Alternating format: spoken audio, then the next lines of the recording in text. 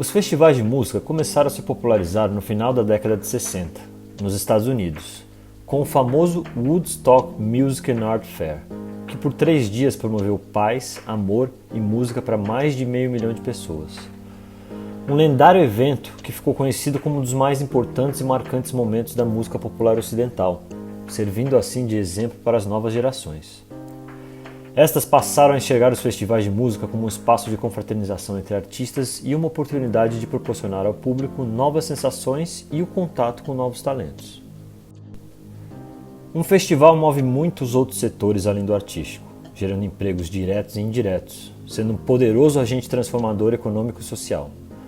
Eventos como esse são cada vez mais presentes em formatos diversos e que estão em constante evolução. No contexto brasileiro, já há algum tempo, importantes festivais vêm se consolidando no calendário cultural do país, sempre passando por transformações em seus formatos, e hoje em dia apresentam propostas que vão muito além de uma seleção de shows musicais, incorporando novas linguagens e atividades. No intuito de refletir sobre toda essa diversidade e complexidade, o encontro Festivais em Cena promoverá um bate-papo com os mais influentes profissionais do ramo dos grandes festivais de música, para que juntos provoquem uma reflexão profunda sobre o impacto positivo que esses eventos causam na indústria da música, suas dificuldades e diferentes meios de cooperação para suas continuidades.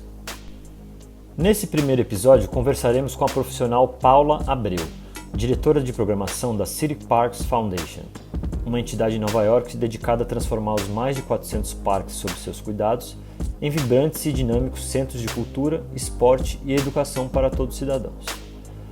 Paula é responsável pela programação do Summer Stage Festival e Charlie Parker Jazz Festival. O segundo convidado é Paulo André, responsável pelo Abril Pro Rock, ativo desde 1993 e que acontece em Recife, Pernambuco. O festival, ao longo do tempo, tornou-se referência para a cena nacional, destacando-se, pois, além de apresentar bandas renomadas da cena nacional e internacional, também abre espaço em sua programação para a revelação de novos artistas e apoio à cena local.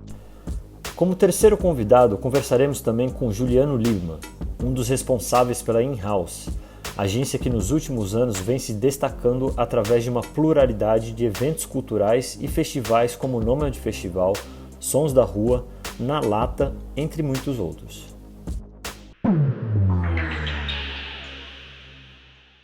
Boa tarde a todo mundo que está assistindo aqui. É um grande prazer estar aqui nesse debate, nesse bate-papo promovido pelo SESC 24 de maio. O nosso bate-papo tem o nome Festivais em Cena, para discutir sobre esses eventos que vêm crescendo demais no mundo inteiro, e no Brasil não é diferente, principalmente aqui em São Paulo, Rio de Janeiro, nesse eixo. E hoje a gente conversa especificamente sobre a curadoria desses festivais. E eu tenho o privilégio de ter aqui 3 profissionais muito bons e muito queridos aqui por mim. O primeiro é o Paulo André, responsável pelo Abril Pro Rock. A Paula Abreu, responsável pelo Summer Stage e pelo Charlie Parker Jazz Festival. E o Juliano Lieberman, da agência In-House, que produz uma série de festivais que ele vai decidir aí qual vai ser o melhor para ele falar. Você fica à vontade, tá, Ju? Então, é isso. Mais uma vez, agradecendo essa oportunidade do SESC, a presença de todo mundo que está assistindo aqui. A gente vai começar nosso papo. E eu queria começar pedindo para vocês...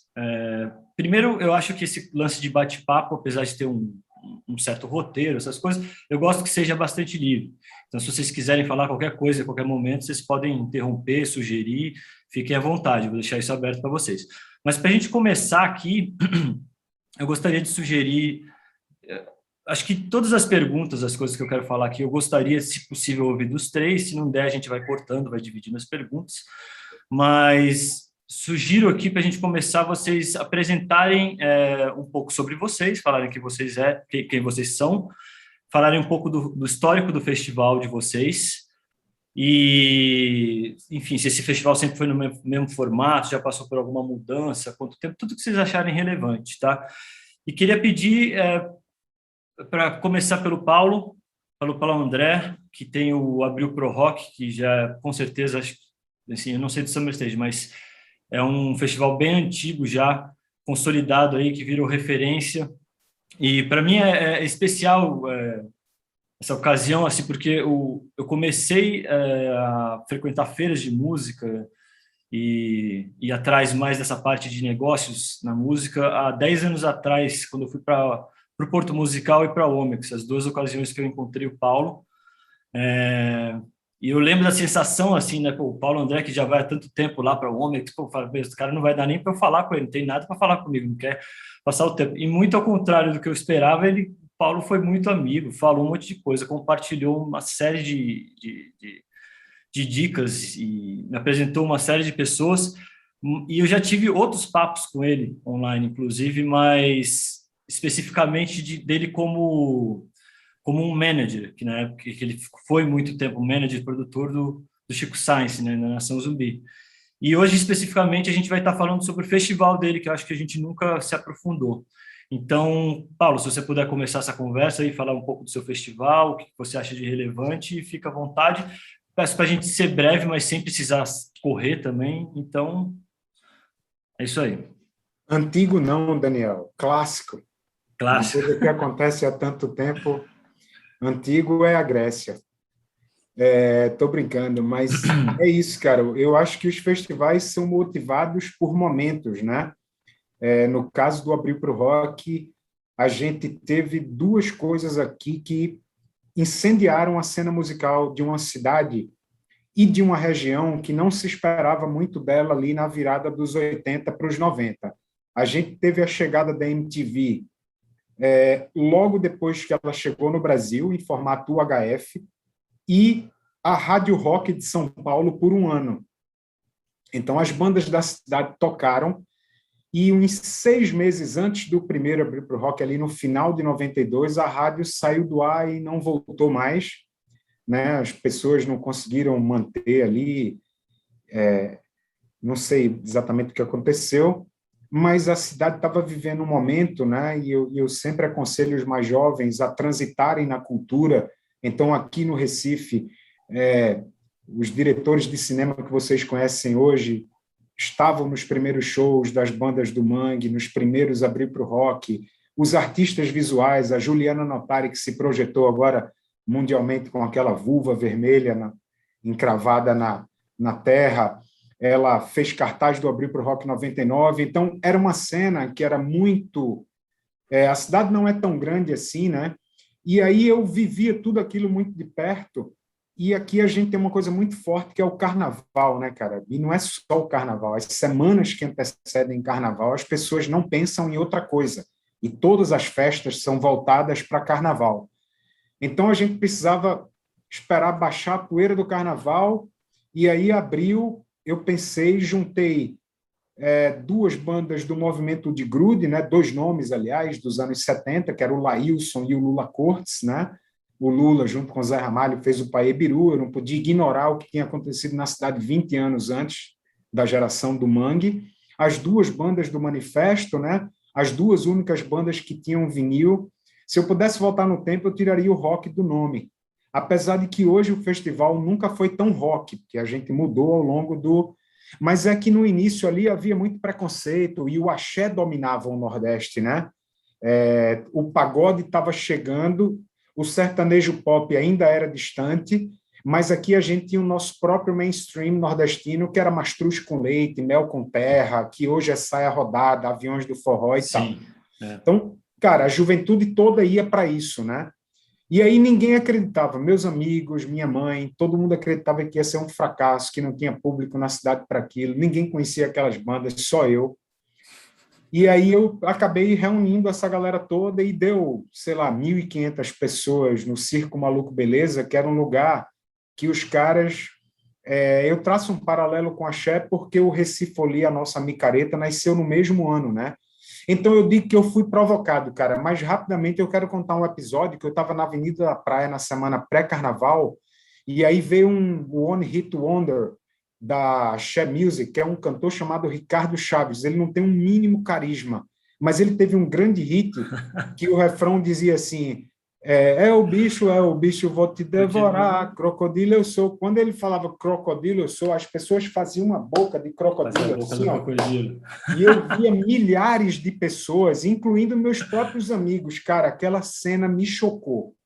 porque todo mundo jovem, na semana pré-carnaval, ia para a Avenida da Praia. Quando eu vi meus amigos e gente jovem e mais velha, todo mundo fazendo a boca do crocodilo, até hoje eu tenho um pesadelo com 15 pessoas me acordando, fazendo juntas, aí faz tchá, tchá, tchá, um barulho infernal, cara. Ali foi um misto de surpresa e revolta, e eu falei, não, eu tenho que fazer alguma coisa por essa cidade, né?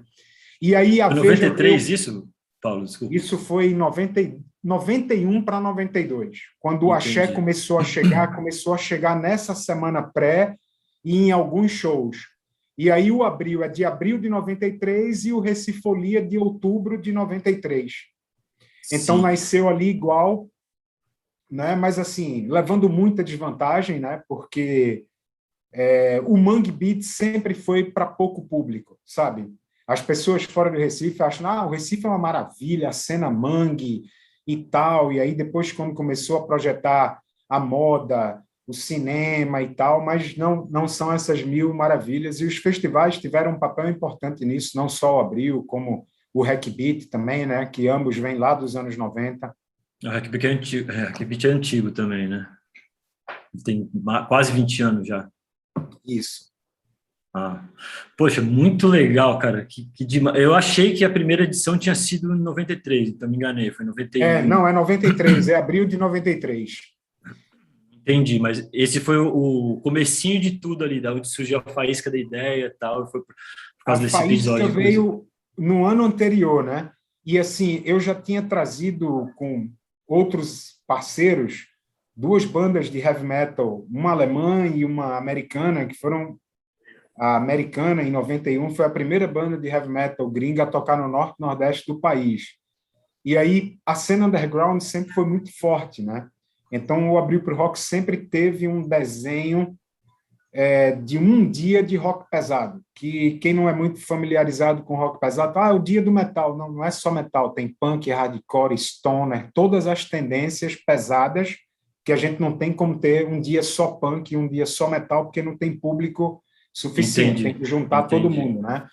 Então, hoje eu entendi. diria que a gente passou por muita, e nós somos um festival já há algum tempo assumidamente underground, né? O nosso público, eu lembro quando a gente fez 20 anos, ali em 2012, a gente conseguiu trazer o Êxodos, Brujeria, Antibalas, Buraca Som Sistema, o Los Hermanos, que estava parado há algum tempo. E aí eu lembro que eu perguntei assim nas redes sociais, e aí, estão vindo de onde? E a galera orgulhosamente começa a postar, né? Cara, faltando 2 dias para o festival, eu contabilizei 60 cidades de todo o Nordeste, né? Sem falar nas excursões anuais de Aracaju, de João Pessoa, de Natal, de Caruaru, de Campina Grande, que não tem condições de sair para o Rio ou São Paulo para ver um Êxodos ou para ver um Brujeria, Sim, né? sim, Então, sim. a gente, assim, só para finalizar, cara, né, a gente sempre teve o carnaval muito pop aqui, né? Tal do carnaval multicultural oferece muita coisa gratuita e, ao mesmo tempo, muita festa paga. Então, a ressaca do carnaval dura muito tempo. E para a gente manter uma programação inédita, que não tocou aberta ao público, e com o próprio Hack Beat, assim, mas que a gente sempre teve de boa, não tirava público do outro, mas a gente acabou se voltando para um público que não era contemplado no carnaval, né? E que é um público fiel dentro do universo da música pop. Pela minha experiência, o público do rock pesado, ele compra ingresso, camisa, vinil, CD, adesivo, viaja para ver a banda, e o fã da música talvez mais pop, eletrônica, ele viaja, ele compra ingresso, mas ele não faz tudo ao mesmo tempo, ele faz algumas das coisas, mas a galera do som pesado não. Ele é muito mais fiel do que o público, porque quando você faz uma noite mais pop, assim, depende muito do momento da banda, né? Do que a galera está curtindo, assim, e a galera do rock pesado não tem essa. Se a banda for boa e tiver público, independe do momento, a galera vai de todo jeito. Caramba, muito interessante, cara. Obrigado por compartilhar isso aí. É sempre bastante história que vem do seu lado, cara. Acho isso muito legal. Paula, vamos para você agora. Bom, eu conheci a Paula em 2012 também, através da Womex, se eu não me engano, a gente estava na Grécia, né? Eu acho que você já trabalhava no Summer Stage, mas não na atual posição que você está. Agora, conta para a gente a sua trajetória para chegar aí na programação dos maiores festivais do... Não sei se pode falar dos Estados Unidos, mas assim, Summer Stage tem uma importância gigantesca na principal cidade dos Estados Unidos, uma das principais. Então, como é que foi o processo para você chegar aí e explica um pouco sobre o Summer Stage também e sobre a City Parks Foundation, porque eu já conversei com você outras ocasiões e você já me explicou, mas toda vez que a gente volta a conversar, eu venho, pesquiso mais um pouco e descubro mais coisas. Então, assim, eu achei super curioso essa coisa de a City Parks Foundation cuida de, sei lá, uns 400 parques, né? E cuida do processo do programa de programação de educação, programação cultural, e, enfim, dentre esses vários eventos que são feitos lá, tem o Summer Stage, né? Tem o Charlie Parker Jazz Festival. Então, conta um pouquinho para a gente dessa sua história, de como chegar lá e a própria história do festival, por Claro, favor. prazer. Obrigada por me ter aqui nessa conversa com Imagina, sua companhia ilustre. Eu acho que conheci o Paulo André e você na mesma Momex, Dani, deve ter sido, provável. né? 2012 foi isso. Foi. Duas pessoas que eu admiro muito. Então, em 2012, eu estava no meu primeiro ano no Summer Stage, na verdade. Eu vim para Nova York em 2010 para fazer um mestrado em Performing Arts Administration. Quando eu cheguei aqui, eu não tinha muita ideia do que ia ser esse mestrado, para ser honesta. Eu estava saindo do Rio, frustrada, que eu queria trabalhar no mercado cultural, mas o Rio, apesar de ser, né, os olhos do Brasil para muita gente, ao mesmo tempo é um nicho, né, não é muito grande. E eu tive a oportunidade de vir, abracei, e aí comecei a entender como o mercado aqui era muito diferente, é muito diferente do Brasil, né? Essa questão de ser non-profit, performing arts, é diferente o modelo. Então, assim que eu formei, na verdade, no meu último semestre, eu já comecei a trabalhar no Summer Stage, em 2012. E antes disso, eu trabalhei com o Bill no Lincoln Center, como estágio, né? Mas eu fui para o Almex já como Summer Stage. A City Parks Foundation é a empresa que produz o Summer Stage, o festival, né? E a City Parks Foundation é uma non-profit, sem fins lucrativos, privada, mas ligada à cidade de Nova York. Então, a gente tem permissão de fazer programação em diversos parques da cidade. Não são 400, não são tão... A cidade tem 1000 parques, mas a gente faz programação, acho que, sei lá, 50 ou 100, não são tantos. Mas dentro do departamento de arte, que faz o Summer Stage, a gente está em 20 parques, mais ou menos. Os outros departamentos são esporte, educação e o que a gente chama de community engagement, relacionamento com as comunidades em volta de alguns parques. E o Summer Stage é o carro-chefe da empresa, onde a gente investe mais tempo, staff e dinheiro. E é um festival que já existe há 35 anos. Ele começou como o Paulo André falou, assim, sempre começa por um motivo, né? Em 86, quando ele começou, o Central Park não era um parque seguro. Era um parque, enfim, a cidade de Nova York era outra, né? Na década de 80. Sim. E aí a ideia era transformar o Central Park e trazer as pessoas para o parque para celebrar com arte, música, dança. E foi um sucesso logo no começo. E aí, a partir acho que do 5º ou 6º ano, a City Parks Foundation, que nem era a produtora do Summer Stage, virou a dona do Summer Stage, e desde então a gente produz o Summer Stage. E começou só no Central Park, e ao longo dos anos a gente foi crescendo para vários outros parques. A diferença do Central Park para os outros parques é que esses outros parques, a gente tem um cunho mais social. A gente vai em comunidades da cidade mais pobre, que tem menos acesso à arte, que, enfim, e de propósito, para trazer para as pessoas, com o mesmo intuito que inicialmente era o Central Park, para trazer as pessoas para o parque e criar um senso de comunidade, diminuir o crime, enfim. E desde então tem sido muito bem sucedido. Todo ano a gente vai entre 15 e 20 parques, além do Central Park, e tem sempre relação com as comunidades. E o que a gente faz é a maioria música, e em termos de gênero é bem diversificado, mas sempre mais contemporâneo, mais o que a gente chama de urbano também aqui, não sei se é um bom termo, mas hip-hop, R&B, soul, e sempre com o intuito também de refletir bastante a cultura da cidade. Então, tem sempre muita salsa, muita música latina, bachata, merengue, enfim. E tem lá o lado mais urbano, e tem também a parte de global music, onde tem música brasileira, aí tem jazz, hip hop, tem de tudo. Mas sempre num tema mais contemporâneo, menos clássico, eu diria, entendeu?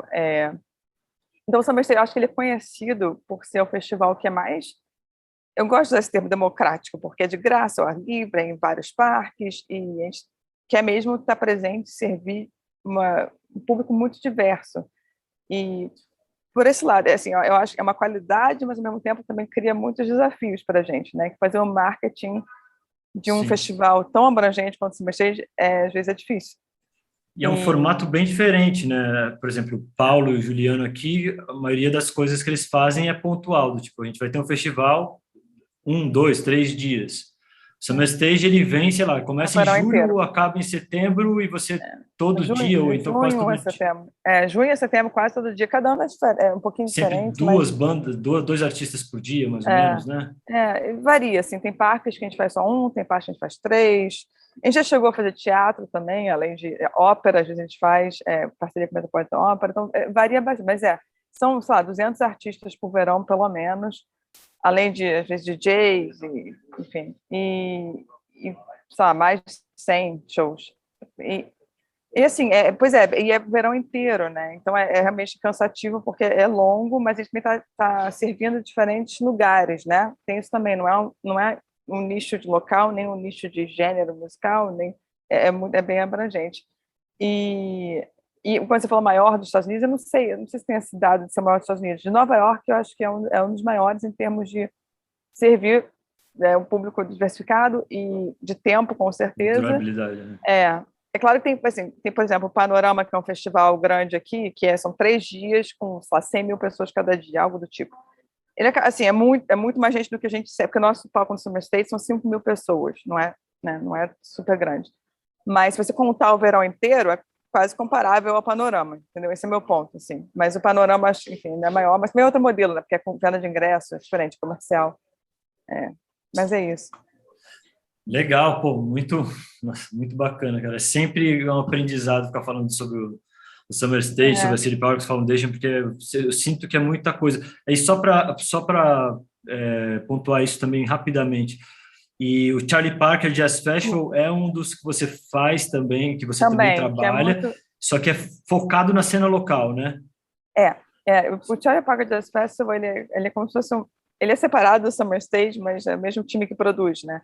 E eu faço curadoria também. Sou eu e a Érica, né? Não sou responsável, tá? Sim, A Érica claro. é minha chefe, Executive Artistic Director, e eu sou, tipo, a segunda lá, fazendo a programação de música. Somos só nós duas. E a outra, minha colega, faz programação de dança.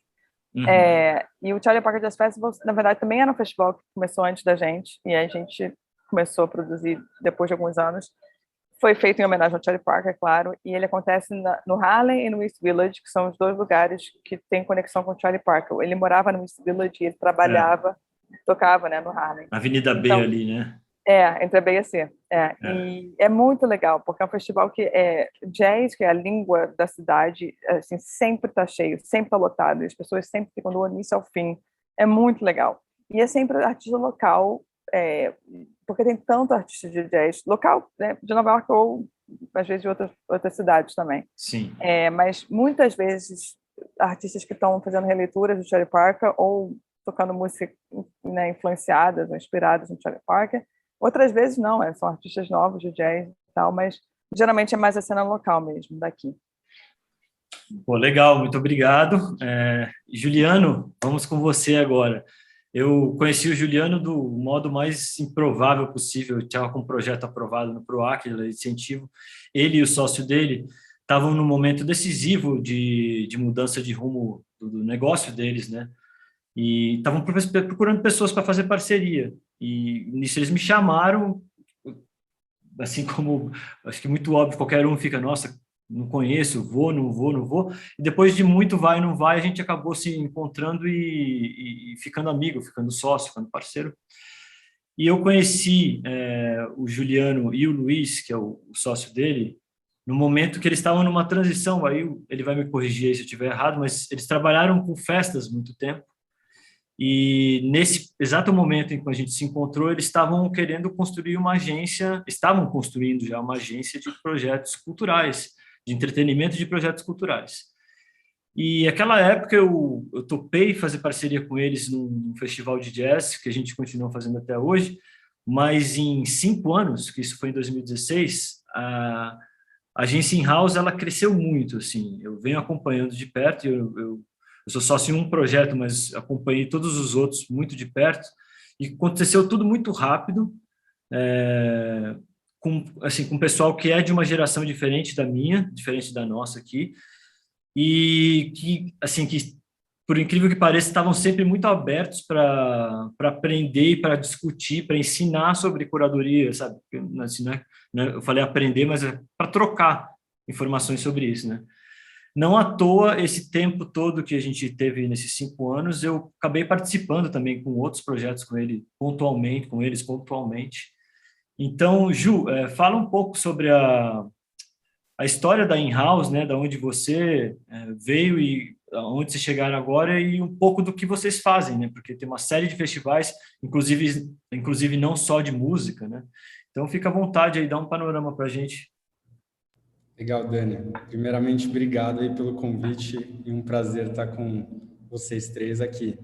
Não, legal, você deu uma bela introduzida. A gente começou, eu e o Luiz, a trabalhar com eventos há 14 anos atrás, mas eu acho que de 6, 7 anos atrás a gente virou um pouco a chave, a gente viu que a gente queria fazer eventos mais democráticos, eventos maiores, festivais, a gente foi pesquisar muito e foi nesse momento que a gente se conheceu, né? A gente queria fazer um festival de jazz, mas a gente achava que tinha muito a aprender, que não era um universo que a gente estava tão inserido. Então, a gente te procurou na época, né, Dani? E a gente conseguiu fazer essa parceria, querendo ou não, é um festival que já passaram nomes incríveis, né? A última edição que a gente fez também foi bem legal, que foi uma edição online, mas já passou Richard Bona, Trio Corrente, Hermeto Pascoal, Hamilton de Holanda, Funk Como Le Gusta, Bexiga 70, fizemos vários shows exclusivos também, então foi uma experiência bem bacana. A agência, desde esse momento que a gente virou a chave de virar uma agência mais voltada para a cultura, não só entretenimento, a gente conseguiu criar alguns festivais, eu acho que são mais novos do que todos esses que já falaram aqui, a gente tem em média de 5 a 6 edições de cada um dos festivais. Mas sempre em continuidade, né? Assim, isso é uma coisa legal. Exatamente, sempre evoluindo, crescendo, melhorando, e a gente aprende muito a cada edição, e a gente acaba aprendendo até com festivais que têm estilos de música completamente diferentes, porque mesmo que são estilos diferentes, espaços diferentes, a gente quer manter sempre um padrão. Isso eu acho que virou um pouco o DNA da empresa. Então, a gente tem um evento que às vezes custa R$15 o ingresso, um evento gratuito, a gente entrega no mesmo padrão de um evento que às vezes a gente está vendendo a R$250, R$300 o ingresso. Então, dentro dos nossos eventos, eu acho que vale citar, a gente tem o Nomad, que é um festival de MPB que a gente faz no Memorial da América Latina. Até na próxima edição a gente já tem confirmado Caetano Veloso, Gilson, Zelza Soares, Duda Beat, já passou pelo Festival Lulu Santos, Arnaldo Antunes, Lineker, Ed Luna, Cel, vários nomes incríveis que a gente tem da MPB. É um festival super democrático, um festival que acontece durante o dia, tem uma vibe incrível e a gente conseguiu realmente ser muito abraçado aí pelo público que curte MPB. Então, isso que é curioso, as pessoas às vezes conversam com a gente falando como vocês fazem desde um evento sertanejo, que é um público muito específico, que fala até de alguns artistas que o Paulo comentou aqui, de Xande Avião, que era o antigo Aviões do Forró, até vários desses nomes do piseiro, que agora está super estourado e super em alta, e ao mesmo tempo a gente às vezes está falando de hip hop. Então, a gente conseguiu entendendo, e eu acho que pesquisar e estudar, eu acho que talvez é o nosso forte. Então, a gente vê que a comunicação é diferente, a curadoria é diferente, tudo, até a produção, a forma que a gente divulga, o valor dos ingressos, mas a gente conseguiu criar um respeito, assim, uma parceria até com o nosso público dentro de cada um desses festivais. A gente também tem os Sons da Rua, o Dani já foi, é muito legal, a gente realizou já 4 edições na Arena Corinthians, uma edição no Memorial da América Latina, com os principais nomes do hip hop e do rap, e ao mesmo tempo a gente sempre dá muito espaço para os novos nomes. Então, sempre tem um concurso de novos talentos, a gente faz 16 batalhas de rima, até para ver esses novos nomes que estão, às vezes, batalhando debaixo de viaduto, e a gente dá oportunidade para essa galera se apresentar antes do último show do festival. Então, às vezes, a pessoa estava fazendo uma batalha de rima com 50 pessoas 2 semanas antes, e no nosso festival ele pode, às vezes, fazer uma batalha de rima ou se apresentar para 14, 20 mil pessoas. Isso, 14 mil foi a primeira edição, e a última edição a gente teve 20 mil pessoas.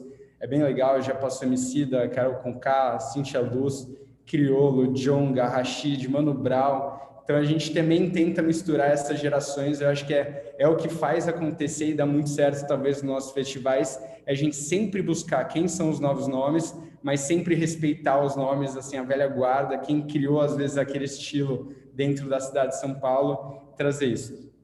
Temos também o Farraial, de evento pago, o nosso maior evento, são 40 mil pessoas. É um evento de sertanejo. Até foi engraçado que o Paulo comentou desse arrependimento, talvez, de colocar um estilo de música dentro do nome do festival. A gente sofreu um pouco isso, de ter criado o festival como Farraial Sertanejo. Hoje em dia passou a ser Farraial, porque a gente viu que a gente não devia só se limitar ao sertanejo. Isso foi muito bom para a gente, porque antigamente a gente mesmo se boicotava de criar, às vezes, trazer um artista pop, trazer um artista eletrônico e tudo mais. Tipo Anitta, assim, né? Anitta, Anitta não é a primeira vez que a gente mas... lançou, tinha muito feat com o público que a gente estava trabalhando, mas por ter um sertanejo, tinha muito questionamento. Então, em um momento, a gente falou, Farraial é Farraial. É uma mistura de farra com arraial, porque é um evento que surgiu de uma grande festa junina. Hoje em dia virou um grande festival de música pop, sertaneja e forró, e a gente conseguiu fazer um festival que a gente trouxe vários nomes, então, do Brasil inteiro. Muitos artistas sertanejos vêm de Goiânia, mas hoje em dia a gente está vendo muitos esses nomes que surgem. Então, a gente fala às vezes de um João Gomes, que é um artista que tem 18 anos, nunca tinha feito um show, e do nada ele está nas músicas mais tocadas do Brasil. Então, são nomes que a gente gosta de pesquisar, entender quem são, viajar para várias cidades do Nordeste, conversar com eles, até para ver como inserir no festival. E também a gente vai se reinventando, senão a gente sempre fica naqueles 10 grandes nomes do sertanejo nacional. Entendi. Além disso, a gente tem outros projetos, que nem a Arena Carnaval, a gente faz vários ensaios de carnaval. A gente sempre trabalha no pré-carnaval e não no carnaval, que é uma curiosidade, porque São Paulo era muito forte no pré-carnaval e menos durante o carnaval. E eventos gastronômicos, é quase que o nosso laboratório. A gente já fez muita coisa com o Dani, inclusive nesses festivais, de falar, pô, vamos testar tal artista, vamos colocar lá, ver a aceitação do público. E é um laboratório de ideias, então a experiência sempre foi muito incrível para conhecer novos artistas e colocar desde um palco pequeno até depois levar esse artista para um dos nossos festivais. Pois é, né, cara? Tem muitos nomes que surgiram por ocasiões oportunas de se apresentar em festivais, no lugar certo, com o público certo, na hora certa. Enfim, obrigado. Eu queria falar um pouco mais sobre a curadoria agora mesmo, principalmente as pessoas que ficam correndo atrás de como tocar, como entrar nesse universo de festivais, né? Sempre, cara, eu recebo muita gente me perguntando como é que se faz como é que eu vou tocar no Festival Tosse? Como é que eu faço uma turnê X? Como é que você manda isso para alguém? Como é que você fala? Eu falo, cara, assim, cada programador, cada local é uma coisa muito específica. Você tem que ser muito maleável, você tem que estudar muito as pessoas, assim, tem pessoas por trás desses curadores, né, assim, e cada uma tem sua personalidade. Então, eu queria falar um pouco mais agora sobre curadoria, para a gente ter uma referência aqui, né, apesar de todo mundo fazer festival, aqui são ocasiões bem diferentes. Então, eu queria saber de vocês como é que vocês veem o papel do curador dos festivais de música. Assim, é uma pessoa que precisa manjar muito de música, é uma pessoa que precisa simplesmente estar em todos os shows e eventos que tem do mundo aí. Vocês fazem exatamente o processo de vocês também para descobrir novas coisas, exatamente o que vocês fazem exatamente o que vocês pensam, ou vocês fazem até a página 2 e gostariam de fazer mais? Queria que vocês falassem mais um pouco. E eu sugeri para você começar, Paula, até porque o seu exemplo é bem diferente deles, né? Assim, você tem que pensar numa programação super extensa, que vai durar muitos meses. Você, acredito que você, bom, o evento é de graça, você também não tem essa preocupação de ter que vender ingresso, mas ao mesmo tempo Tá você também não bom? quer ver o festival vazio, né? Então, queria que você falasse um pouco sobre isso. Tá. Você está me ouvindo? Tô. Ah, que travou um pouquinho, mas que bom. Bom, tá. Você quer que eu repita alguma coisa? Não, não, acho que eu peguei. Acho que eu peguei. Tá. É, eu costumo falar que curadoria são duas metades, assim, tem a arte e a ciência, o coração, a emoção e o business, né? Assim, a gente sempre olha, claro, para a qualidade, para o que, enfim, gosto pessoal também, ou o que a gente acha que vai dar certo no nosso palco, para o nosso público, o que está no ano, né? Do tipo de material que tem saído, mesmo em termos de gênero ou de lançamentos, enfim. E tem um lado do business, né? Quanto a gente sempre olha quanto público o artista pode trazer. A gente é de graça, então a gente não tem muito uma pressão de vender ingresso, mas a gente quer que o esteja cheio, né? Quer que as pessoas venham para o parque. Então, assim, para responder, decisões de curadoria são claro que tem uma diretriz grande que eu acho que todo festival tem, né? Obviamente, o Summer Stage é um festival que representa a cidade, como eu falei aqui antes. Então, geralmente a gente tem diretrizes maiores que são ou representar gêneros musicais que refletem a cidade de Nova York, ou que vão conectar com algum tipo de comunidade na cidade de Nova York. E daí são diversas comunidades, desde, sei lá, de Gana, mexicanos, sei lá, a galera do hip hop, enfim. Ou escolhas muito baseadas também, como eu falei, do momento que a gente está passando, né? Do ano, por exemplo, um ano pós-pandemia, esse ano, talvez dando exemplo mais claro, a gente priorizou artistas locais de Nova York e artistas que mostraram algum tipo de resiliência ou que tem uma mensagem que traga carga positiva ou né, de resiliência depois desse momento que a gente passou. Porque a cidade sofreu, a gente era o epicentro da pandemia por muito tempo, enfim. Então, a gente focou nisso esse ano. Então, assim, acho que essa é sempre é vago, né? Assim, é tudo isso muito vago. E, é claro, relacionamentos com curadores como a gente, às vezes relacionamentos de anos.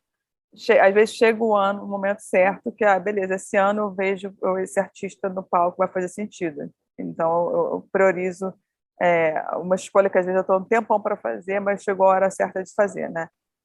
E por fim, também a questão do equilíbrio, né? Assim, eu quero sempre, dentro de uma temporada, a gente vai equilibrar idade dos artistas, gênero musical, gênero, se é male ou female, se é, enfim, transexual, o que é. A gente quer ter um equilíbrio para, enfim, para a temporada se refletir o tipo de artista de comunidade que a gente quer servir.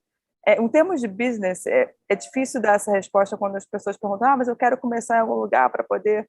Eu preciso começar, né? Não vendo ingresso ainda, mas eu preciso começar a tocar em algum festival. Sim, isso é importante. Só que a gente precisa ter algum tipo de segurança de que vai trazer gente, né? Assim, a gente gosta de dar, como festival de graça, e que apresenta assim, muitos artistas para a cidade de Nova York, a gente também tem isso como intenção. Ao mesmo tempo, a gente tem que ter uma segurança de que os artistas têm o time deles, ou o que for, ou a gravadora, ou, sei lá, uma parceria investindo na promoção do artista, que a gente sabe que vai ajudar a trazer o público para o Summer Stage.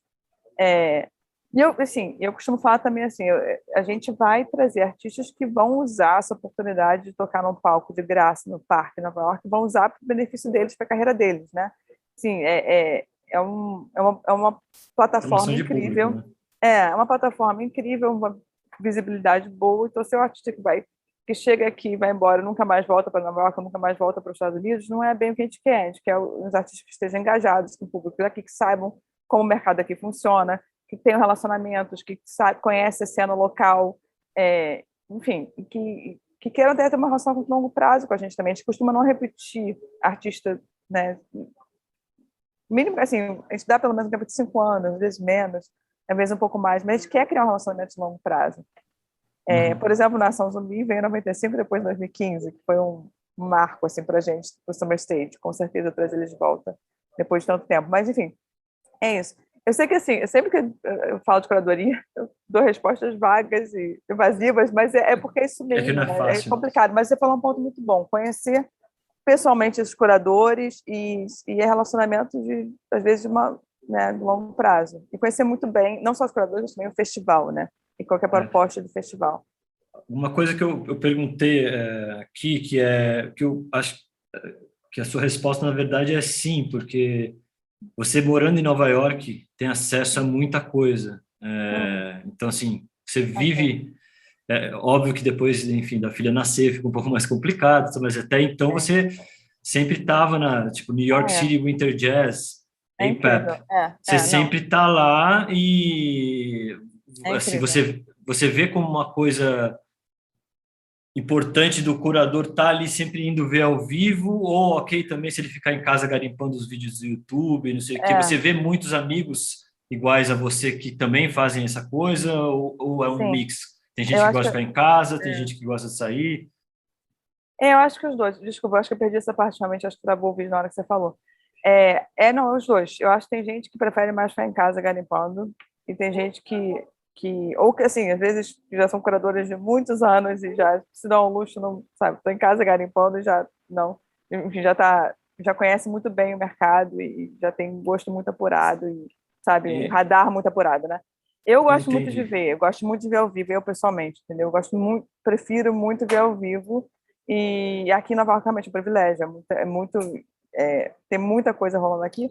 Não, nem tudo, né? Mas ver a banda ao vivo. Também, às vezes, tem diferença de local, né? Eu vejo a banda ao vivo né? Por exemplo, ontem a gente teve um show incrível com a Valerie June, que foi um setup de uma banda enorme. Eu conhecia outra versão do show dela. Então, assim, ver ao vivo como se traduz, às vezes, uma coisa que que você vê de um jeito, mas também se traduz em outro. Também tem isso, né? Assim, você evolui, né? Às vezes você vê uma vez, precisa ver outra. Então, assim, ou seja, ver sempre, e show mesmo que você já tenha visto, eu acho que sempre vale, porque é sempre um show diferente, né? Sim, eu pergunto isso porque eu tenho muito, assim, eu por ser músico e também trabalhar nesse lado de programação e produção, eu tenho muito amigo que pergunta, mas essas pessoas vão mesmo nos lugares verem o show? E aí eu sempre respondo que cada um é cada um, né? Mas que sim, mas tem que ser nos lugares certos, que é muito difícil dizer também onde é o lugar certo, assim, né? Eu já dei um monte de exemplo de feira, um monte de exemplo de festival e por aí vai. Então, eu acho que, sei lá, eu diria que o canal é sempre você estar se apresentando muito bem ali no ao vivo e também sempre muito presente na internet, que é isso, que é onde rola bastante coisa. Entre boa qualidade ao vivo, às vezes boa qualidade de vídeo na internet é muito importante também, né? A gente fala sobre exatamente, nem todo mundo consegue fazer um super material às vezes, né? Tá. Paulo, você, cara, como é que você vê o papel do curador nos festivais de música, tudo isso que a gente falou? Você quer concordar, discordar com alguma coisa? Fica à vontade. Cara, eu acho que tem que transitar, Daniel. Eu viajei, eu acho que todas as regiões do país, né, vendo festivais, e aí, meados da década passada, isso já tem uns 6, 7 anos, eu comecei a ver que a molecada de 30 anos para baixo, hoje, ela está muito mais para os beats do que para as guitarras, né? Então, eu estou falando do universo dos festivais independentes brasileiros como o meu, né? Da Abrafim, da Associação Brasileira dos Sim. Festivais, da FBA também, que é esse universo. E aí acaba que você tem aqueles mesmos, vamos dizer assim, se muito tem 10 nomes do midstream brasileiro, né? E aí a gente está falando Criolo, Baiana System, né? E agora a galera mais das batidas, como Duda Beat, como Francisco é Hombre, não nesse patamar dos outros que eu falei, mas também transitando ali, vamos dizer, um médio midstream, né? E aí eu acho que, cara, no caso do Abril para o Rock, como eu falei, eu particularmente cansei de ficar negociando, porque, como eu falei, aqui é Recife, o carnaval é muito forte, não só no Recife, como em Olinda também. são muitas festas, e aconteceu algumas vezes de eu fechar o show para o Abril, e aí a pessoa me liga e fala, Paulo, a gente foi convidado para o carnaval, será que tem algum problema? Cara, óbvio que tem problema, o carnaval é gratuito, você quer que E é eu 2 meses pague antes, né? 2 meses depois e cobre ingresso? Depois. Não, mas o festival tem seu público. Ah, por favor, né? Não vou nem discutir. Então, eu perdi a paciência com uma galera, e aí eu vou dizer duas experiências rápidas. Uma foi com a Malu Magalhães, quando ela apareceu ali na internet e tal. Cara, eu lembro que eu liguei e o cara, eu acho que era publicitário, ele pediu, isso era em 2008, ele pediu, não me lembro, acho que 5 ou 6 mil reais de cachê, mas não sei quantas passagens. Resumindo, Céu era inédita em Recife, tinha lançado um disco super elogiada, o disco já foi lançado pela Six Degrees americana, Céu já foi para a carreira internacional ainda no primeiro disco, e aí eu trouxe Céu por menos do valor da Malu, que eu não era mais pelo momento, aquela novidade que, né, cara, 2 anos depois, esse produtor dela estava me ligando, querendo fazer, dizendo, quanto é que você pode pagar? Falei, não, cara, agora já não me interessa. Me interessava há 2 anos. Você veio aqui, botou 500 pessoas, sozinha, com 3 bandas da cidade que não tinham público, e agora eu não me interesso mais. Eu te agradeço a atenção. Então, dou um bom exemplo, Daniel, o Antibalas dividiu o palco com o DJ Dolores no Transatlantic Festival da Rhythm Foundation em 2003 em Miami Beach. E aí, cara, eu queria trazer, mas o Brasil mal conhecia a Afrobeat naquele momento, entende? E aí eu só trouxe 10 anos depois, nos 20 anos do Abril, que eu queria muito trazer. Eu queria trazer muito a Sharon Jones, eu conversava com o cara lá da Daptone Records. Só que aí, cara, a gente vinha conversando, de repente, Juliano, BMW Jazz Festival de São Paulo, que é Sharon Jones. Cara, vai oferecer 5 vezes o que eu ofereceria no Abril pro Rock, entende? Então tem que ter ali um jogo de cintura, e aí eu também vi muita carreira desandar por isso, porque em algum momento produtores, principalmente baseados em São Paulo, que têm como referência os Sesc São Paulo, porque o festival tinha patrocínio da Petrobras, achava que um festival, por ter patrocínio da Petrobras, podia pagar o mesmo cachê que o Sesc, que não depende de venda de ingresso. E os festivais dependem. E Sim. isso era absolutamente Clássico, né? delírio, cara. Porque a Petrobras, que era Petrobras apresenta Abril pro Rock, ela me dava 1/3 do orçamento do festival. Mas o mercado e o público, quando recebe um material promocional que tem Petrobras apresenta, ela pensa assim, pô, o cara vai todo ingresso para o bolso dele, o festival já está todo pago, né? E era 1/3 da Petrobras, 1/3 dos outros patrocinadores e 1/3 que a gente ainda precisava, e até hoje precisa, de venda de ingresso, né? Então tem essa, e aí cada cidade, o carnaval me fez essa mudança também, né? Porque muita coisa no período, e a gente acabou indo, como eu falei, mais para o público underground, que aí a gente traz as bandas e não tem nada parecido no Norte e Nordeste, que reúna 10, 12 bandas por dia, sendo 2, 3 internacionais, com o preço do ingresso, metade do preço do que uma daquelas bandas internacionais cobra em São Paulo, né? Então a gente foi construindo essa... E aí já é uma curadoria diferente do Porto Musical, por exemplo, que era aberta ao público, né? Aí já é uma outra pegada, você não tem risco, você não vende ingresso. Então cada cidade... Engraçado, viu, Paula? Quando eu tive em Nova York, que eu fui visitar o Bill lá, que a gente ficou uma semana no escritório, ele me chamou lá, me deu uns discos, e a primeira coisa que eu perguntei, eu falei, Bill, ninguém vem aqui pedir para tocar? Ele falou, não, é muito raro. Eu falei, cara, se fosse no Brasil, o escritório do Summer Stage, todo dia tinha banda aqui, no meu escritório, que não é nada parecido, mas, cara, semanalmente as bandas batem lá. E nem sempre eu posso atender, entendeu? E aí eu peço para deixar o material e tal, mas, como a Paula falou, é bem diferente porque entra a figura do agente, né? A gente estava falando essa coisa do agente, então Nos anos 90 também as gravadoras pressionavam muito para colocar as bandas que elas estavam acreditando, e aí era bom quando eu também acreditava, porque eles pagavam as passagens e às vezes até a hospedagem das bandas com verba promocional da gravadora. Mas aí quando eu não me interessava era uma encheção de saco, que eles queriam vender o peixe e era um tempo jogado fora. Mas hoje eu fico muito feliz, porque desde o início da Abrafim, ali meados dos anos 2000, quando perguntava, Paulo, abri para o rock, festival, eu falo, não, cara, hoje é um dos festivais.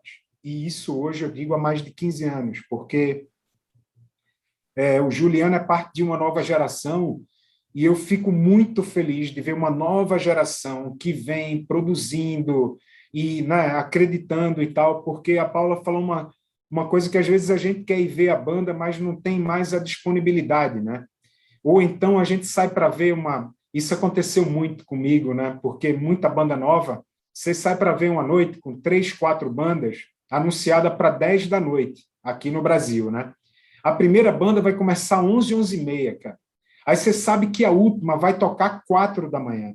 E aí, quando dá 2 horas, eu não aguento mais e vou embora, porque eu já penso no dia seguinte com meus filhos. E aí o cara, viu minha banda? Eu falei, não, velho, porque eu saí de lá 2 horas, ainda estava na terceira banda, sabe? Eu não tenho mais idade. Antes, não, eu era o último a sair, mas agora não mais. Entendeu? Isso então, aqui, pelo menos aqui, os horários são cumpridos de uma maneira mais regrada, né? Mas realmente essa parte é cansativa, Paulo. Eu sempre falei nas turnês, Paulo, olha, quando falar show 9 horas, é 9 horas pisando no palco. E outra, esquece o sol. Nós, brasileiros, a gente seguia pelo sol, esquece o sol. Porque você pode dar um cochilo e achar que ainda pode dormir mais, porque está claro e já são 9 da noite. Pô, muito legal, cara. As histórias demais. E, Ju, com você agora, acho que é legal esse contraponto, porque vocês saem também, vocês vão ver as coisas, mas eu vejo que muitas vezes, aí pelo que eu consigo observar, vocês, assim, vocês garimpam bastante na internet, assim, vocês olham bastante coisa. Então, qualquer coisa que vocês vão programar, né, vocês olham os números, olham a qualidade musical, olha tudo, mas muitas vezes eu vejo vocês conversando entre si aí, assim, um monte de gente opinando, assim. Nem, tipo, talvez alguém que trabalha aí nem seja da programação, mas está falando. E eu acho isso legal porque, por mais que, sei lá, você é o programador, você está, de certa forma, escutando alguém também que está trabalhando ali para você, que sai, que sabe alguma coisa, tipo, você está vendo a Duda Beat, é legal pra caramba, fui num show dela esses dias. Aí você, pô, Duda Beat, aí vai atrás da internet. Conta um pouquinho pra gente como funciona aí, né, com todas essas variedades que vocês têm, né? Tipo, sertanejo, hip hop, é isso e aquilo. Legal. O que você disse é muito realidade, você já viu isso ao vivo, né? A gente tem vários festivais e a não ser o Sampa Jazz, que a gente tem a Sociedade com Você, e o Na Lata, que é um festival de grafite, que a gente tem uma outra sociedade, que são os curadores do festival, a gente sempre faz uma curadoria muito colaborativa. A gente fala isso até porque dentro da agência a gente tem gente de provavelmente mais de 30, 40 cidades diferentes, a gente está falando de quase 10 estados diferentes, então a gente consegue ir pegando tendências, né? Eu acho que o que a gente menos tem na agência é paulista. Eu acho que o sucesso de muitos dos nossos festivais é isso, porque muitas vezes a tendência começa em outro estado antes de vir para São Paulo. O paulista tem uma tendência de achar que é o centro do Brasil, mas na realidade a gente vai aprendendo com os outros estados e é um mix de tudo isso. Então, muitas vezes quando a gente vai fazer algum festival, a gente conversa, a gente tem uma reunião semanal com todo mundo da agência e a gente comenta que está fazendo o processo de curadoria. Por isso que a gente nem tem, geralmente, um curador interno. A gente tem um produtor musical que é o que cuida de toda essa curadoria, que faz todos os contratos, mas não é ele que faz a decisão de quais são os artistas que vão ser fechados. Ele também traz algumas sugestões. Então, a gente conversa muito, conversa com vários outros donos de festivais, produtores culturais, e a gente vai tentando trazer o máximo de informação possível. Quando a gente traz tudo isso, óbvio, a gente conversa com gente que a gente confia, a gente vai para a parte dos números. E a hora que a gente entra em redes sociais, em plays no Spotify, plays no Deezer, números de visualizações no YouTube, e a gente vai ver também o tamanho do artista dentro das redes sociais, que muitas vezes isso não quer dizer nada.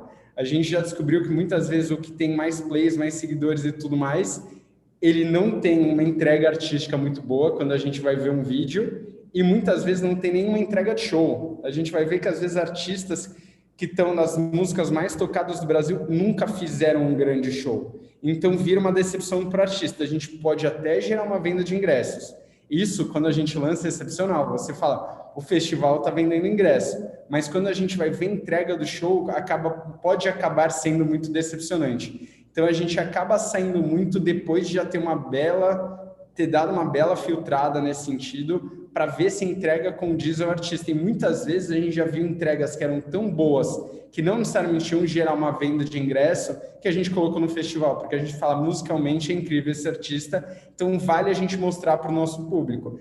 E por isso a gente consegue aproveitar nos eventos gratuitos. Então a gente coloca, vê entrega, às vezes a gente vê que a pessoa que nem conhece aquele artista para na frente daquele palco e assiste o show inteiro. Depois a pessoa comenta nas redes sociais do festival, elogiando, falando, pô, não conhecia tal artista, achei incrível. Então a gente faz um mix de tudo isso que a gente falou, né? De muita pesquisa na internet, mas também muito ir a campo, conversar e tudo mais. Então, a gente não tem muito uma fórmula. Muita gente ainda pergunta como vocês conseguem olhar cada vez um estilo musical diferente. É muito por termos pessoas que consomem vários estilos de música, até dentro da agência, muito relacionamento com pessoas que consomem estilos de música. Até porque a gente faz festivais, às vezes, que nem sertanejo. Eu não sou um consumidor de sertanejo, mas eu tenho que saber qual é a tendência do sertanejo.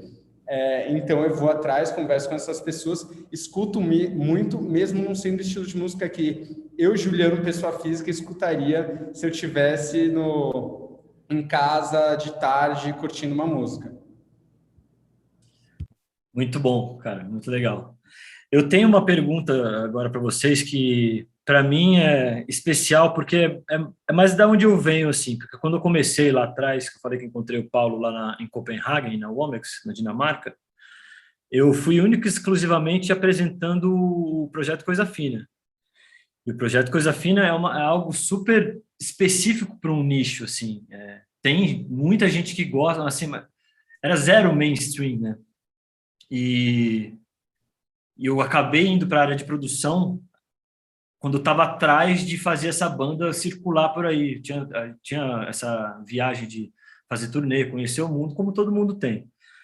Assim, resumindo bastante, 10 anos depois, nesse trajeto assim, de conhecer o Paulo, conhecer a Paula, eu consegui um show no North Sea Jazz Festival, no Bean House, lá na Holanda, que foi legal.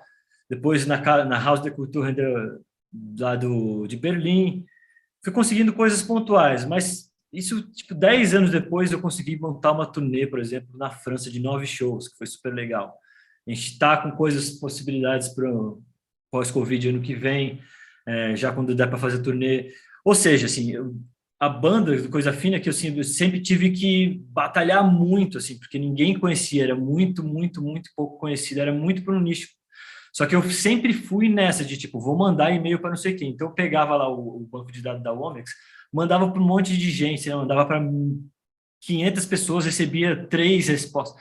Enfim, só estou dando essa introdução porque vocês, como programadores, vocês têm tempo de... Assim, vocês têm algum lugar onde as pessoas enviam materiais para vocês?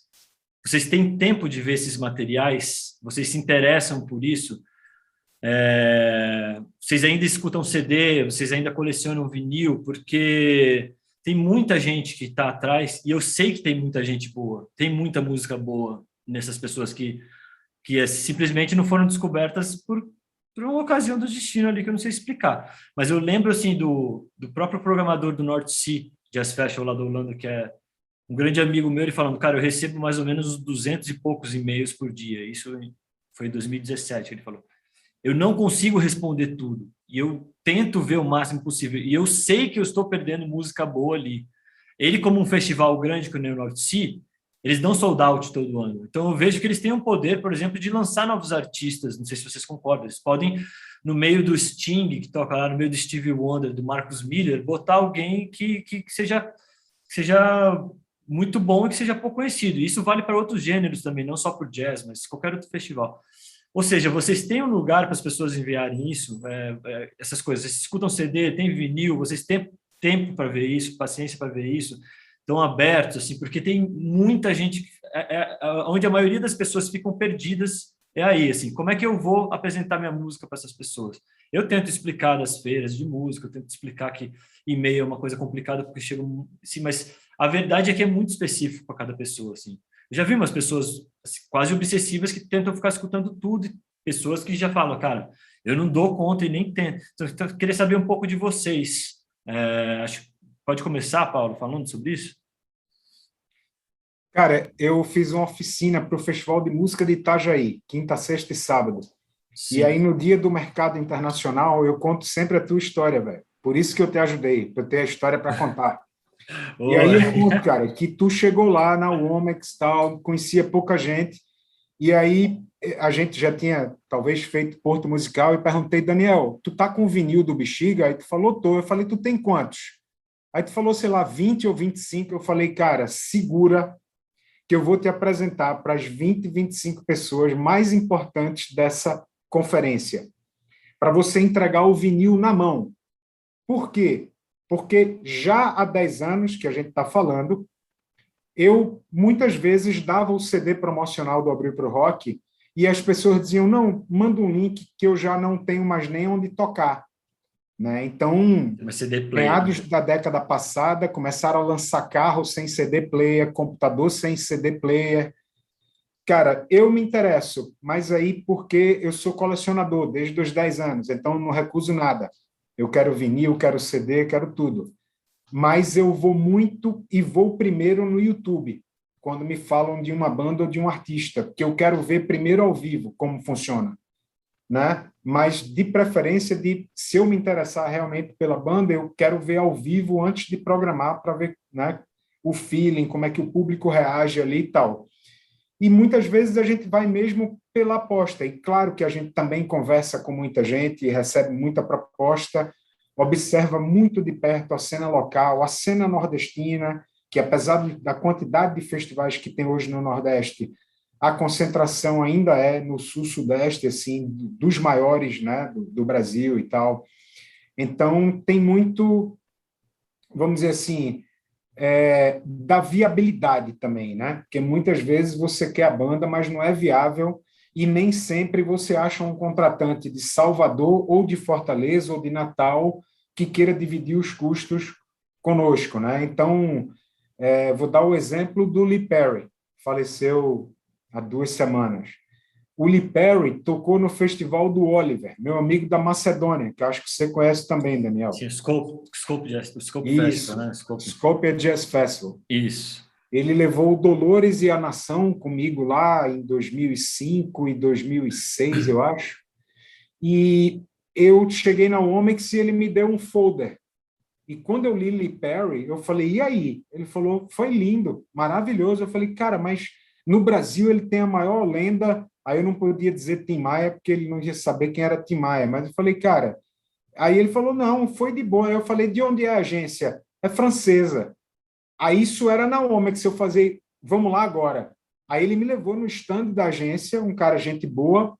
Eu troquei a ideia, eu falei, cara, olha só, no Brasil aconteceu isso. Ele, não foi conosco, mas se você fechar, a gente vai de boa, tal, tal. E aí eu recebi uns 10 jornalistas dizendo, Paulo, por que você acha que ele vem agora para o Abril para o Rock? Porque uma vez ele ia vir com o Mad Professor, não entrou no avião, porque disse que já mandou ele não entrar, que alguma coisa ia acontecer, e ele não entrou, e furou com o Sesc, furou com não sei quem. Outra vez também ele ia vir, depois cancelou. Enfim, eu falei, não, cara, eu estou confiando no meu amigo da Macedônia. Então, essa interação e essa troca com outros produtores, né? Por exemplo, aqui agora eu já vou soltar para a Paula e para o Juliano, que no ano que vem são 30 anos de Mangue Beat. Manifesto Mangue é de 92. E a gente está preparando aqui exposição, os eventos, junto com a família do Chico, né? Porque não dá para fazer uma coisa só em cima do Chico. O Chico, naturalmente, já é o grande nome do Mangue Beat, mas tem o Siba, o Canibal, tem o Fred 04, tem toda uma galera ali do entorno que tem que ser lembrada, e o Otto, que está aí até hoje, o Mundo Livre, todo mundo que estava ali, que vai todo mundo muito bem, obrigado, né? Então, é isso. E só para finalizar sobre isso, Daniel, eu nunca consegui viabilizar 2 sonhos no Porto Musical, né? Eu já não estou mais no Porto Musical, a gente vendeu nossa parte para a Melina, então já 2 edições que eu não faço parte assim da produção, eu só participo do evento, mas eu sonhava, cara, quando eu vi a Fanfare Tiocarlia, em 97, na Womex, em Marsella, eu levei um soco, porque era uma banda muito mais rock and roll do que muita banda de rock que eu vi na minha vida. E era incrível, e eu só pensava eles com uma orquestra de frevo. Eles são os primos ciganos do frevo, No palco do né, Marco do Zero. leste europeu. E nunca consegui viabilizar, porque eles são 15 pessoas no palco, viajando, mas no mínimo 3 ou 4, né? E a outra coisa que eu queria fazer era o forró, né, que eu fiz 100 anos de Luiz Gonzaga no Lincoln Center, com uma galera e tal, e eu já fiz no Abrir pro Rock nos 15 anos também a última geração dos contemporâneos de Jackson do Pandeiro e Luiz Gonzaga, Messias Holanda, Valmi Silva, Azulão e Bilio de Campina. E aí eu queria trazer alguém do Zydeco, que é o ritmo da Louisiana, negro, né? O branco é o Cajun, mas que usa o acordeon que desceu de Montreal pelo rio Mississippi até a Louisiana, e eles criaram, e são os primos americanos do forró, cara, que daria para fazer muita colaboração.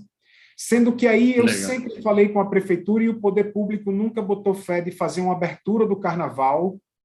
Aí, assim, quando eu vejo um Jota Quest ser contratado no carnaval por um custo final de, no mínimo, uns R$200 mil, entre passagem muito cara no carnaval para cá, para o Nordeste e tal, eu digo, cara, uma Fanfare Tiocarlia colocaria aquele povo para pular loucamente, ou um Chantel, que já bota base eletrônica com a fanfarra em cima, sabe?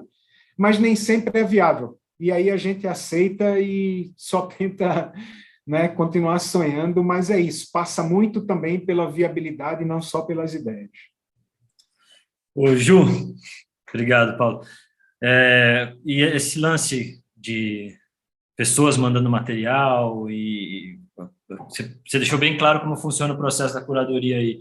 E quando é para essas pessoas que assim, você nunca ouviu falar, tem um espaço, vocês vêm, como é que funciona por aí? Então, hoje em dia, a gente resolveu direcionar muito para o contato da agência. Então, a gente tem uma pessoa que filtra e vai indicando também e passa para o Cadu, que trabalha com a gente, para fazer um certo filtro de entender. Uma coisa que eu acho que é importante, que a gente já viu, as pessoas costumam mandar muito material junto. E para a gente é muito melhor que a pessoa mande o melhor material do que muita coisa. Já que a gente faz uma análise muito rápida e às vezes a gente não consegue nem assistir um vídeo inteiro, infelizmente, até por vir muito material, a gente sempre recomenda e fala assim, mande o melhor link, o melhor vídeo. Isso vai chamar a nossa atenção e a gente vai fazer que nem o Paulo disse. Daí a gente já entra no YouTube e fala, e ao vivo, será que é a mesma coisa? E daí a gente vai ver se tem conteúdo ao vivo. Então, quando a gente recebe, a gente sempre espera receber o que a pessoa considera a obra-prima dela, pelo menos até aquele momento, para conseguir chamar a nossa atenção. Um e-mail muito direto, geralmente vai pelo contato de um dos nossos festivais, então a gente já sabe onde essa pessoa tem essa expectativa de tocar, e muitas vezes dá certo. Óbvio, a gente está falando às vezes de 1.000 e-mails no ano de pessoas pedindo para tocar e a gente consegue fechar desses e-mails 4, 5 atrações, mas eu já acho que é uma conversão aí boa. Então, a gente tem muito isso como referência. O Instagram, hoje em dia, é a forma que eu acho que as pessoas acreditam que se aproximam mais do festival, mas todo mundo que manda mensagem, manda um direct, sabem que geralmente é uma coisa rápida, né, para os festivais responderem, então a gente já responde direcionando também para o contato. Então a gente precisa centralizar em um lugar, porque quando a gente realmente para ver isso e ver o que chama a nossa atenção, a gente tem que ter uma plataforma só. Então hoje em dia, basicamente, é pelo contato da agência. Legal. Paula, o que você tem para falar? Aqui nos Estados Unidos, acho que o mercado, os agentes, os managers, booking agents, é bem é uma área da indústria que é bem forte, né? Tem muitos agentes e muita gente que cria relacionamento. Então, apesar de a gente receber, sim, e-mails que a gente chama de cold calls, a gente tende a prestar mais atenção quando vem de agentes estabelecidos ou que a gente tem relacionamento, que a gente conhece. Então, é porque a gente, de fato, recebe muito. Eu nem sei, a gente não contabilizei, mas recebe muita coisa. E muitas vezes eu crio esses relacionamentos com os agentes nessas feiras que a gente vai, South by Southwest, Womex, APAP, entre muitas e muitas outras. Então, a gente tenta criar um relacionamento, né, e criar um laço de confiança e avalia a partir daí o que a gente recebe. Além disso, como vocês falaram também, tem essa rede entre os produtores internacionais ou locais também, é muito importante. A gente trabalha com, né, o que a gente compra é subjetivo. Então, assim, a gente confia no gosto dos nossos colegas, ou a gente confia nas tendências, que a gente ouve recomendações. A gente não vai ao vivo ver, mas se alguém que a gente confia viu e falou para a gente vai prestar mais atenção. E hoje em dia também, eu acho que os canais de mídia, né, por exemplo, ou shows virtuais, digamos, por exemplo, Colors, que é um programa incrível não sei se vocês conhecem, um canal do YouTube que chama Colors, que grava em estúdio, eu acho que é baseado na Inglaterra, né? Mas eles têm um gosto musical excelente, então às vezes eu conheço muitos artistas de ver esses programas virtuais ou digitais de outros programadores e começo a seguir, prestar atenção. O que eu falo geralmente, você quer para mandar um e-mail, eu concordo com mande a informação essencial, mande a melhor música, mas se mandar junto, por exemplo, eu saí a Rolling Stones falou sobre mim, ou eu ganhei esse prêmio, ou fulano ciclano me ajudou nesse show, ou já toquei em Nova York no Blue, e foi muito bacana. Isso sempre ajuda muito, além da qualidade do material da música. Então, acho que se você quer se destacar, tem que trabalhar todas as conexões. E se tiver um agente no mercado americano, isso geralmente é muito bom. Daniel, Legal. eu queria só para complementar, cara, porque quando eu falei do vinil do Bexiga, né, faltou o detalhe que é o seguinte, eu já vi e pessoalmente tentei dar CD e muita gente recusou dizendo que não tinha. Agora, eu nunca testemunhei ninguém recusar um vinil. E meu amigo Rafael, da Assustado Discos, né, que agora está aí em São Paulo, me falou que teve uma ascensão no consumo de vinil pelo público jovem muito grande agora na pandemia.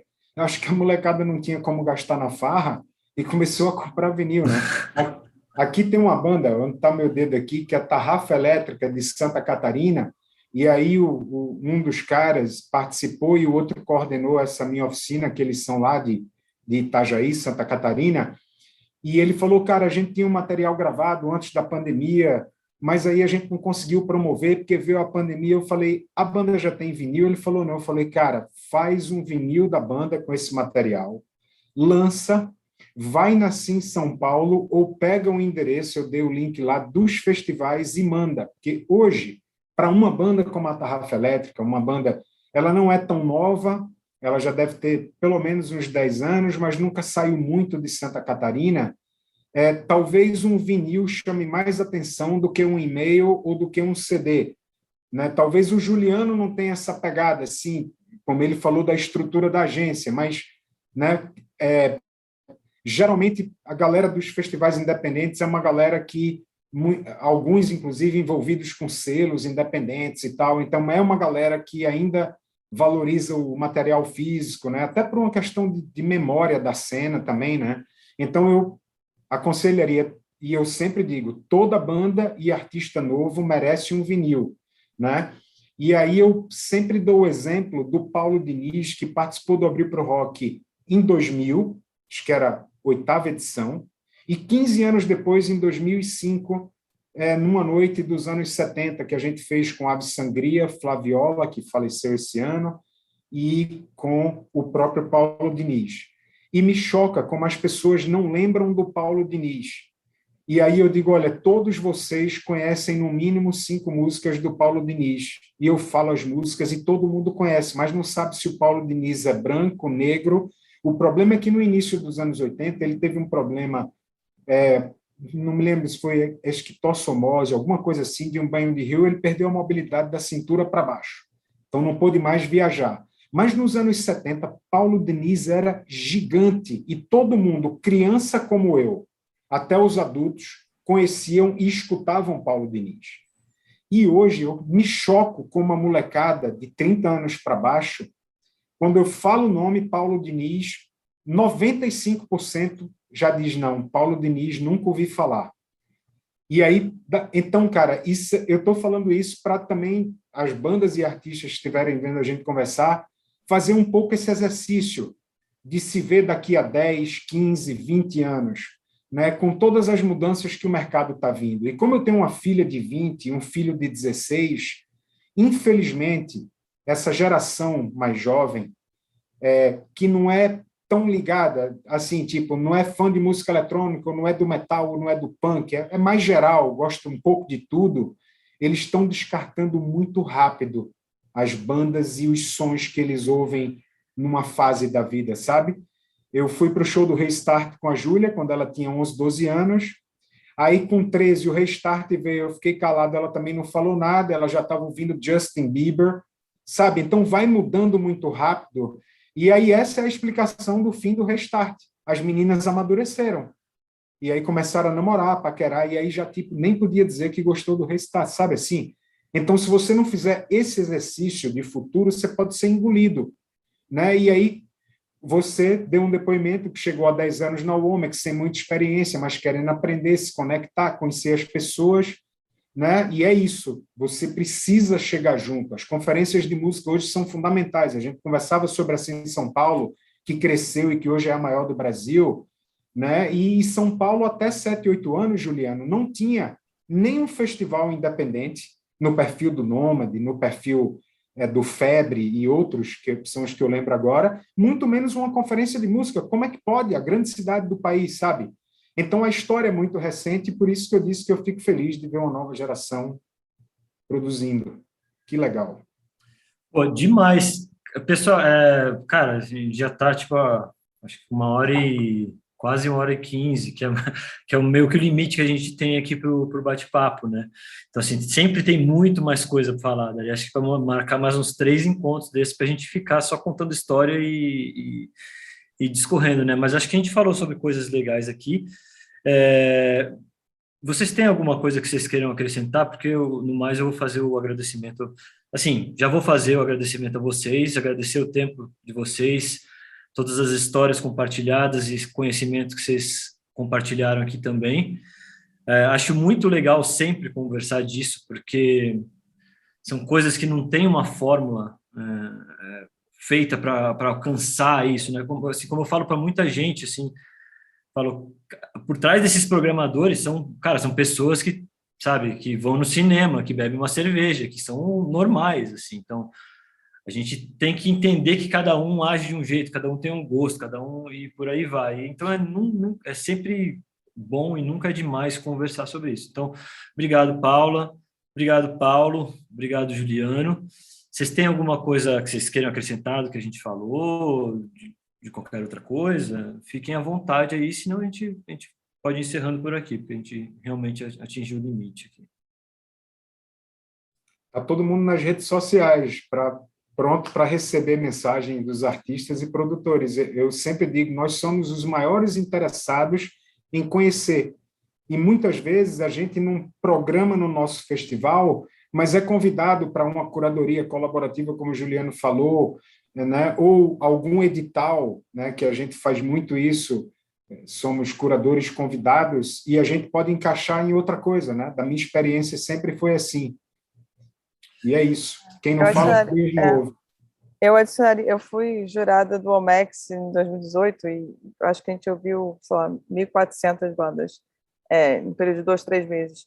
E é muito importante aplicar para essas conferências, porque não só você está aplicando para uma chance de tocar num palco, mas, por exemplo, eu aprendi e ficou comigo, né? Assim, eu carrego isso para frente, para o Summer Stage, coisas que eu ouvi não foram selecionadas, mas eu aprendi sobre. Então, acho que é importante sempre, sim, estar aplicando para tudo isso, porque você vai, por mais que você não ganhe a chance de tocar, você pelo menos você se expõe para curadores do mundo inteiro.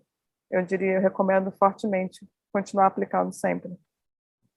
Legal. E reforço o que o Paulo disse, realmente, Muitas vezes a gente não consegue colocar nos nossos eventos, mas a gente pode indicar, é um universo que as pessoas conversam muito, é muito da indicação, então da mesma forma que às vezes nos indicam algum artista, a gente pode ter oportunidade de indicar. E é super importante os artistas hoje em dia estarem realmente ativos no e-mail, nas redes sociais e tudo mais para mostrar o trabalho e tentar investir em material de qualidade, faz total diferença.